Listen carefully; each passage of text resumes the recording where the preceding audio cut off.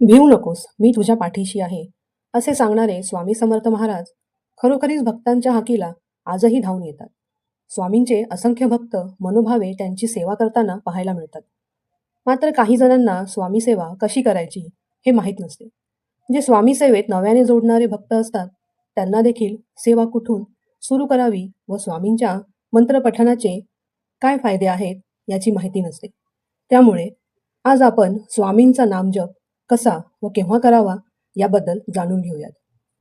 अशक्य ही शक्य करतील स्वामी, या एका वाक्याने मनाला कितीतरी धीर येतो. भक्तांचे मनोबल वाढवण्यासाठी स्वामींचे हे एक वाक्यच पुरेसे असते.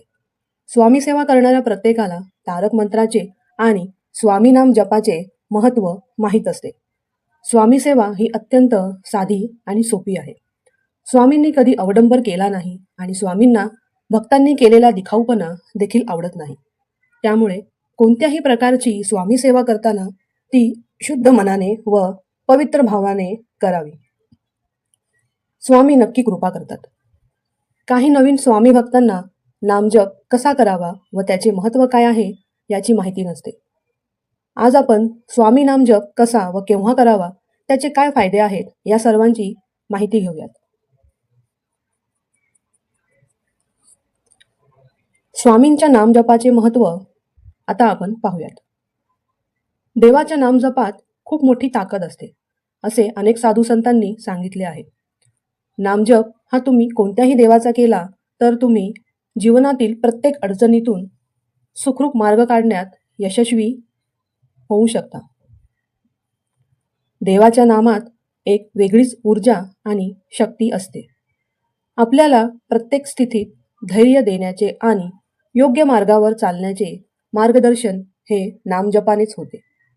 त्यामुळे स्वामींच्या जपाचा देखील हाच फायदा आहे की यामुळे तुम्ही अध्यात्माच्या मार्गावर तर येताच, मात्र चुकीच्या मार्गावर कधीच चालत नाही.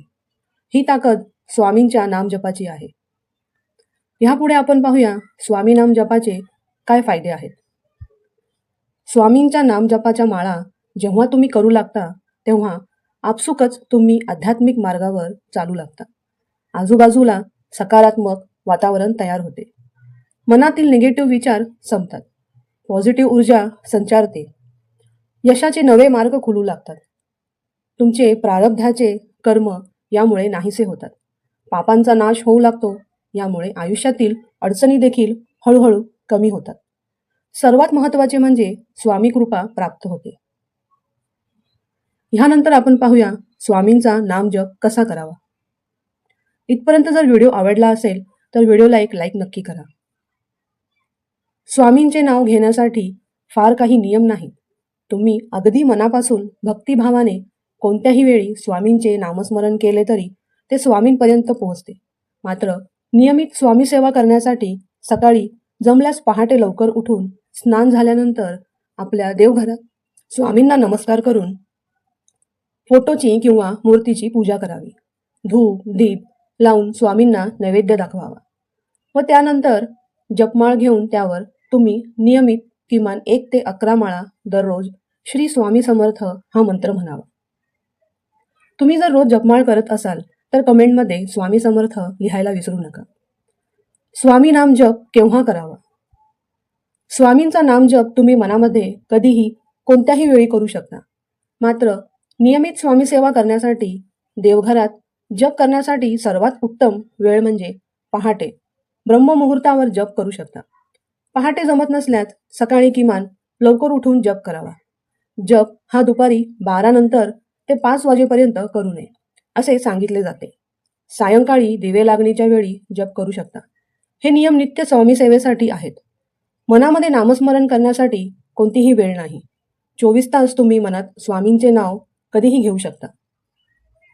त्यासाठी कोणतेही नियम नाही आहेत.